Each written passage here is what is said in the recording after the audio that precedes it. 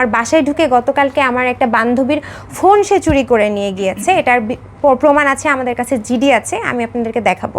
Phone চুরি করে নিয়েছে, সে রেকর্ডে বলেছে যে আমি সারা রাত অপেক্ষা করলাম, তোর কোন বাপ এসে আমার ফোন নিয়ে যাবে। আমি রেকর্ড আছে, আমি শোনাচ্ছি আপনাদের কাছে। কোন বাপ ফোন নিয়ে যাবে, তোর কেউই আসলো না, তার মানে তোর কেউই নাই। তো আর আমি লাইলা 6টা মামলা করে, লাইলা থেকে তোর থেকে অনেক পাওয়ারফুল, 6টা মামলা করেও কিছু করতে পারিনি, তুই কী করবি? সো ও আমার গতকালকে রাতে কিন্তু আমার বাসায় এসে ছিল, আমি এই ধরনের কথা শুনেছি ভাইয়া। আর আমি এ ধরনের কিছু জিনিস দেখেছি অ্যাক্টিভিটিস তার মধ্যে। এখন সে তো আমার হাজব্যান্ড, সে তো আমাকে এটা স্বীকার করবে না। তা আমি দেখতাম বিভিন্ন বড় ভাইদের বাসায় গেলে সে আমার ফোন টোন ধরে না।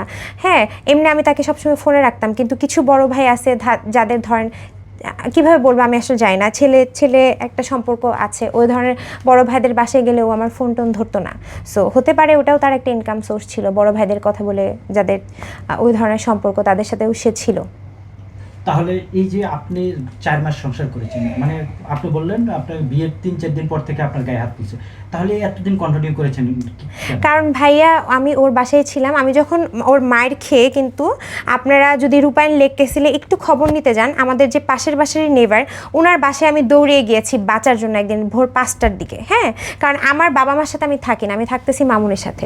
তারপর আমাকে চুলে ধরে টেনে এনে মেরে বসিয়ে রাখছে। ও যখন মায়ের ডাকগুলো যেত তখন আমাকে বাসা থেকে বের করতো। হ্যাঁ, ও আমাকে বাসা থেকে বের হতে দিত না, আমার ফোন রেখে দিত, ফোনের প্যাটার্ন চেঞ্জ করে রেখে দিত। এখন আমি তখন কি করবো ভাই, আমি তো ওর বাসায় থাকি, আমার তো কার সাথে কন্ট্যাক্ট করারও কোনো ওয়ে ছিল না। তো মায়ের খেয়ে জন্য আমার বসে থাকতে হতো। আরেকদিন না পেয়ে 999 কল দিয়ে SI চাঁদ নামের একজন আছে, উনি গিয়েও সলভ করেছে, এটাও আপনারা খবর নিয়ে দেখতে পারবেন।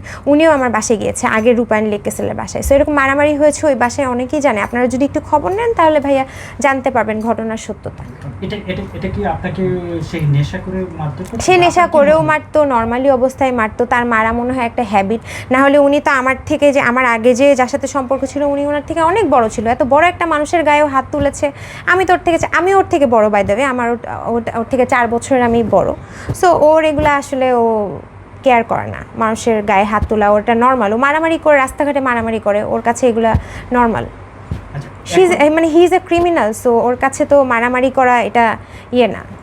আপনার সাথে এই যে অন্যায়গুলো হয়েছে, আপনি আইনগত কি ব্যবস্থা নিয়েছেন? আমি আইনগত ব্যবস্থা নিব ভাইয়া, আমার ফ্যামিলির সাথে কথা হয়েছে। আমি আসলে আইনগত ব্যবস্থা নিতে চাইনি, আমি চাইনি কোনো ঝামেলা করতে, আপনাদেরকেও ডাকতে চাইনি, কিন্তু ও যেহেতু আমার লাইফ থ্রেট দিচ্ছে। আমার লাখ টাকার উপরে মামুনকে দিয়েছেন, মানে সেটা কিভাবে দিয়েছেন?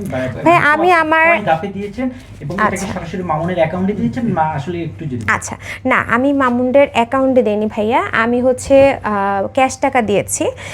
আমার ব্যাংকের এভিডেন্স আছে, আমার ব্যাংকের স্টেটমেন্ট আছে, আপনারা দেখলে আমি দেখাবো আমার 1 বছরের ট্রানজ্যাকশন। আমি ওকে ক্যাশ টাকা দিয়েছি। এখন আমি তো ভাইয়া ওকে নিয়ে কখনো চিন্তা করিনি যে আমি কেস করব, মামুনকে নিয়ে কখনো কেস টেস করবো। আমার এগুলো এভিডেন্স কালেক্ট করে রাখতে হবে। ও অলরেডি 6টা মামলা রান করে, ও জানে কিভাবে কি কালেক্ট করে, কিভাবে কি করতে হয়। ও আমার ফোন থেকে মানুষজনকে মেসেজ দিয়ে প্রুফ রাখে। আমি তো বুঝি না এগুলো ভাইয়া শুরুতে। আস্তে আস্তে যখন আমি ওর এই জিনিসগুলো দেখতে পারি, তখনই আমি আস্তে আস্তে ওর থেকে দূরে সরার সিদ্ধান্ত নিই।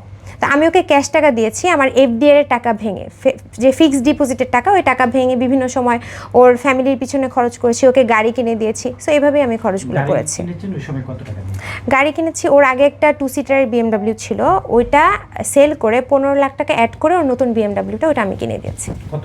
আপনি 15 লক্ষ টাকা? 15 লাখ টাকা অ্যাড করেছি ওটার মধ্যে। হ্যাঁ। এবং ওই যে তার ব্যবসার সময় কত টাকা দিয়েছেন, মানে একটু টাকার অঙ্কগুলো বলতে পারবেন? ব্যবসা সে যখন হচ্ছে লালবাগের দোকান নেয়, তখন তার ব্যবসার সময় 4 লাখ 5 লাখ এরকম অ্যারাউন্ড।